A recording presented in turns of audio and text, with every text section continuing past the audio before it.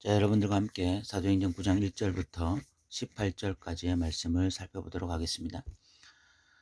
성경에서 가장 위대한 회심, 그 회심을 한 사람이 누구냐라고 말한다면 저는 주저없이 사도 바울의 회심을 좀 말하고 싶습니다. 사도 바울의 회심이 가장 특이한 것은 사도 바울은 기독교의 가장 적대적인 사람, 기독교를 향한 어떤 핍박자, 포행자였던 사람이 어, 예수를 만나고 난 이후에 오히려 전도자, 증거자로 180도 완전히 바뀌게 되기 때문에 사도 바울의 회심이 가장 극적이다, 이렇게 말을 할 수가 있습니다. 사도행전에서 가장 중요한 것 중에 하나가 성령이 임하셨을 때에 예루살렘과 온 유대와 사마리아와 땅끝까지 복음이 증거되어야 합니다. 예루살렘, 온 유대, 사마리아와 땅끝까지 이 복음이 증거되는 일에 어, 위대한 하나님의 사람들이 쓰임을 받아야 하는 것입니다. 반드시 거기에는 증인이라고 하는 것이 있어야 되는 것입니다. 그런데 예루살렘 이야기는 철저하게 이 프레임에 맞게 진행되어집니다. 이, 이 구조로 이야기가 진행되어지는 것입니다. 그래서 베드로나 12제자를 통해서 예루살렘과 유대 지역에 복음이 급속도로 번지게 되어집니다. 그리고 빌립이라고 하는 집사님을 통해서 또 사마리아 지역까지 복음이 증거되어지는 그런 모습도 볼 수가 있습니다. 그래서 예루살렘, 온 유대, 사마리아까지 복음이 증거되었습니다. 그 이후에 복음이 증거되어야 될 것은 땅끝입니다. 땅끝. 땅끝까지 복음이 증거되어야 되는데 중요한 것은 성령을 받은 예루살렘 사람들에게는 하나의 심각한 문제가 있었다는 것입니다. 그들은 성령을 받았지만 한 가지 깨어지지 않는 고정관념을 가지고 있었습니다. 그 인식의 전환이 일어나지 않은 한 부분이 있었어요. 그것이 이방인에 대한 인식이었습니다. 그들은 성령을 받았음에도 불구하고 이방인들은 성령을 받을 수 없다, 이방인들은 여전히 하나님의 백성일 수 없다라는 그런 인식을 가지고 있었습니다. 성령을 받고 예루살렘과 온 유대와 사마리아 땅끝까지 가야 되는데, 그 땅끝을 향하여 나아가야 되는데 그들의 인식이 땅끝에는 복음이 필요가 없다, 성령은 자기들의 소유물이다, 이런 인식을 가지고 있었던 거예요. 저는 이 사도행전을 보면서 정말 사람들에게 제일 어려운 것 중에 하나가 무엇일까? 성령을 받고 은혜 받는 것보다 더 어려운 것이 인식의 전환이라는 생각을 참 많이 하게 되어집니다. 정말 성령 하나님이 그 사람에게 임재하시고, 그래서 그 사람이 새로운 사람이 되어지고 정말 이 예수 믿는 일에 열심을 내는 사람임에도 불구하고 인식의 전환이 제대로 일어나지 않아서 여전히 누군가에게는 복음을 증거하기 너무 어렵고, 특별히 이방 지역, 또 외국 지역, 외국인이 살고 있는 지역, 이런 지역에는 복음을 증거하는 것에 대해서 굉장히 거부감을 느끼고 꺼리낌을 가지고 있는 그런 사람들이 참 많이 있고, 그냥 내 교회 잘 되고 내 가정 잘 되고 그냥 내가 신앙생활 잘하고 이 정도에 머물러 있는 사람들을 참 많이 만났습니다. 인식의 전환이 잘 일어나지 않더라고요. 선교라고 하는 것이 그냥 남들 보기에 좋은 사역 중에 하나, 사역 중에 하나가 되어버리는, 실질적으로 성경 66권은 굉장히 선교적인 책입니다. 66권 자체가 선교적이에요. 땅끝을 지향하는 책입니다. 하나님의 사역은 전체적으로 땅끝을 지향하고 있습니다. 굉장히 선교적인 책이고, 심지어 하나님을 선교적인 하나님이라고 말합니다. 복음을 증거하는데 제일 선봉에 계신 분이 바로 하나님이에요.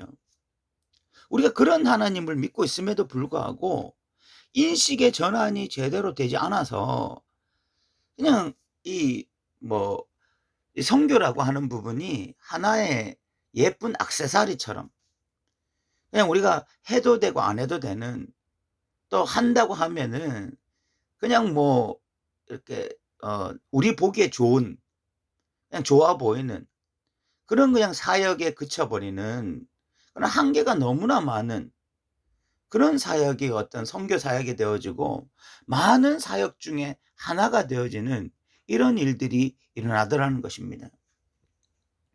그래서 한국 교회에서 실질적으로 선교를 많이 하고 있지만 그 선교의 내용을 살펴보면 실질적으로 선교가 그렇게 중요한 사역은 아닌 것처럼, 중요하지만 중요하지 않은 것처럼 이렇게 보이는 이유는 인식의 한계 때문이거든요. 그런데 그곳에 모여 있는 교인들의 어떤 구성원을 보면 그중에는 참 많이 기도하고 심지어 뭐 몇 시간씩 기도하고 또 몇 시간씩 성경을 읽는 사람도 있는데, 그러면서 참 본인 개인적으로 은혜도 받고 개인적으로 뭐 성령 하나님도 체험하고 하는 사람도 있는데도 불구하고 여전히 그 인식이 깨어지지 않으므로 너무나 지교회 중심적이고 또 그냥 자기 가정 중심적이고 또 자기의 어떤 경건 생활에만 집중하는 그런 모습을 보이는 경우가 참 많더라는 것입니다. 사도행전도 지금 마찬가지죠. 그 예루살렘 구성원들이 참 성령을 받고 놀라운 일들이 벌어졌잖아요. 뭐 물건을 통용하기도 하고 서로 기도해 주고 떡을 떼고 뭐 이런 위대한 일들이 일어났음에도 불구하고 여전히 어떤 이방인에 대한 인식의 전환이 일어나지 않음으로써 땅끝까지 복음이 증거되는 일은 굉장히 더디게 진행되고 있었습니다. 예루살렘과 온유대와 사마리아까지는 굉장히 급격하게 이 복음이 확산되어져 갔지만 실질적으로 그 외의 지역, 이제 이방인 지역으로 복음이 증거되는 일은 굉장히 더디게 진행되어지는 것을 알 수가 있습니다. 그런 와중에 이 사울이라고 하는 사람, 이 사람은 예수교는 이단이다. 그리고 이 예수는 이단의 개수다. 지금 이 예수교를 박멸하는 것이 진짜 이 하나님을 믿는 자들이 해야 할 사명이다. 이렇게 생각을 하고 열심을 가지고 이 다메섹으로 가고 있었습니다. 다메섹에 있는 그 예수 믿는 자들을 착출해내서 그 사람들을 박멸하려고 지금 가고 있었던 상황이었습니다. 가는 중에 이 호련한 이렇게 하늘로부터 빛이 비치면서 이렇게 사울아 사울아 네가 왜 나를 박해하느냐. 그때 주여 니시 오니까 나는 내가 박해하는 예수라. 그러면서 이제 사울이 엎드려지게 되어지고 눈은 보지 못하면서 사흘 동안 보지도 못하고 먹지도 못하는 그런 상태가 되었습니다. 그런 상태가 되는 중에 다메섹에 그 아나니아라고 하는 제자가 있는데 이에게 이제 성령님께서 가셔서 집가에 가는 거리로 가서 유다의 집에 이 5 사람 사울을 찾으라라고 말씀하시면서 그가 기도하는 중이다 이렇게 말을 합니다. 사도 바울이 지금 예수님을 만나고 난 이후에 3일 동안 먹지도 못하고 마시지도 못하면서 그가 하고 있었던 행위가 기도였다는 것입니다. 그럼 사도 바울은 어떤 기도를 하고 있었을까요? 그 상황에서? 이것은 저의 추측이지만 분명히 눈물로 뭐 애통하면서 통회하면서 그렇게 회개하는 기도를 했을 것입니다. 자기는 예수교는 이거는 분명한 이단이다. 그리고 예수는 이단의 괴수다. 이렇게 생각하면서 정말 하나님을 잘 섬기는 방법이 이 예수교를 완전히 박멸하는 것이다. 이렇게 생각했을 것이거든요. 그런데 다메섹으로 가는 중에 예수를 만나고 난 이후에 그가 3일 동안 한 것이 기도였다. 그 기도의 내용이 무엇이었을까? 정말 예수님, 제가 참 생명 대신 예수님을 몰라보고 예수님을 박해하고 있었습니다. 정말 예수 그리스도를 온전히 알아보지 못하고 생명 되시고 진리 되신 예수님을 알아보지 못하고 예수님을 지금까지 박해하고 있었습니다. 저 같은 죄인 용서하여 주시고 저를 불쌍히 여겨달라고 3일 동안 기도했을 것입니다. 그는 정말 진정으로 회개하는 기도를 했을 것입니다. 그런데 여기서 그치지 않습니다. 그는 이렇게 기도하고 난 이후에 즉각적으로 복음을 증거하는 사람이 되어집니다. 20절에 보면 즉시로 갓 해당해서 예수가 하나님의 아들을 선포하게 되어집니다. 이것이 진짜 회개죠. 이것이 진짜 예수를 만나고 기도한 사람의 모습입니다. 한국 교회는 자꾸만 회개를 그냥 감정적인 것으로 머무르게 합니다. 눈물 흘리고 뭐 통회하고 수련회 가서 뭐 눈물 한 바가지 쏟으면 그것이 회개인 줄 알지만, 회개는 결국은 삶의 변화를 일으키는 것입니다.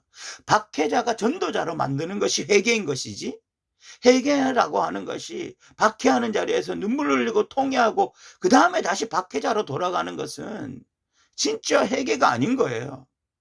그런데 한국 교회가 이런 회개를 얼마나 많이 가르쳤습니까? 수련회 가면은 뭐 눈물 흘리며 회개하고, 또 삶의 자리로 가면 똑같은 행동을 반복하고, 이런 것들을 얼마나 많이 회개라고 생각하게 만들고 그런 것들을 용인해 주었습니까? 그러나 사도 바울은 그렇지 않았습니다. 박해자였다가 예수를 만나고 난 다음에 3일 동안 먹지도 않고 마시지도 않고 기도하고 난 다음에는 즉시로 회당에서 예수가 하나님의 아들이심을 전파하는 완전히 180도 바뀐 사람이 된 것입니다. 그리고 성령님께서 아나니아에게 이 사도 바울이 어떤 사람이 될 것인지를 말씀해 주시는데, 이것이 중요합니다. 15절에 보면 주께서 이르시되 가라, 이 사람은 내 이름을 이방인과 임금들과 이스라엘 자손들에게 전하기 위하여 택한 나의 그릇이다.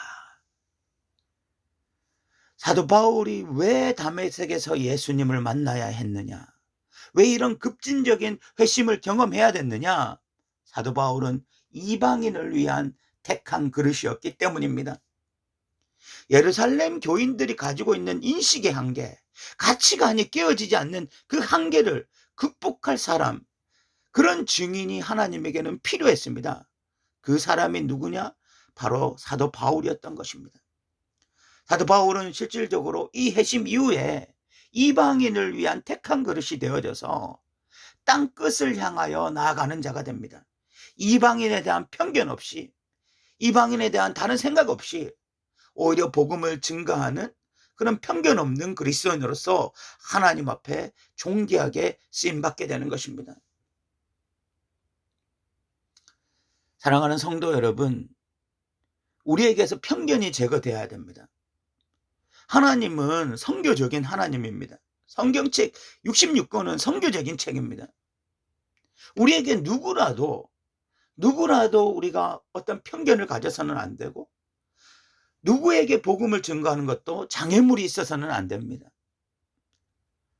오늘날 한국교회 성도들은 이 외국인에 대한 불편한 감정들을 가지고 있습니다. 외국인과 예배드리면 불편하잖아요. 얼마나 불편합니까? 뭐 서로 다른 언어를 쓰고 있고 예배가 굉장히 어수선하고 불편하고.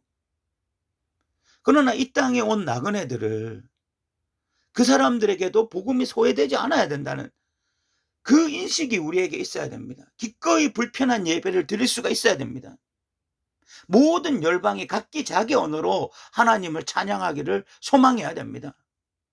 그것이 진정한 그리스도인의 모습입니다. 자기 교회 뭐 건물 세우고 자기 교회 많아지고 이것을 자랑하는 것이 진짜 그리스도인의 모습이 아닙니다. 내 교회만 잘 되기를 매일 밤마다 눈물로 성전에서 적시는 것이 진짜 그리스도인의 모습이 아니고 진짜 성령 충만한 자의 모습이 아닙니다. 정말 성령이 충만하다면 우리는 지금도 뉴스를 통해서 열방에서 일어나고 있는 사건들을 들을 수가 있습니다.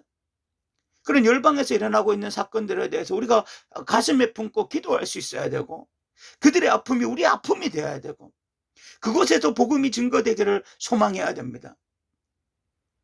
그것이 바로 사도행전이 지향하는 바이며 하나님이 지향하는 지점이고, 또한 하나님이 사도행전을 통해서 오늘 우리에게 원하시는 것입니다. 사도 바울은 그 편견이 없었기 때문에 유대인이다, 예루살렘 교회여야 된다, 이 교회가 잘 돼야 된다, 이 교회가 유명해야 된다, 그런 편견이 없었기 때문에 하나님은 사도 바울을 마음껏 이방인을 위한 택한 그릇으로 사용하실 수 있었던 것입니다. 오늘날 우리도 이런 외국인들에 대한 편견을 깨어버리고 정말 이 땅에 온 나그네를 충실하게 섬기기 위해서 몸부림치고, 또한 열방의 복음이 온전히 선포되어지고 각 나라들마다 예수 그리스도가 증거되기를 원하는 마음으로 그 나라를 위해서 기도하는 믿음의 사람들 되시기를 주님의 이름으로 부탁드립니다. 들어 주셔서 감사합니다.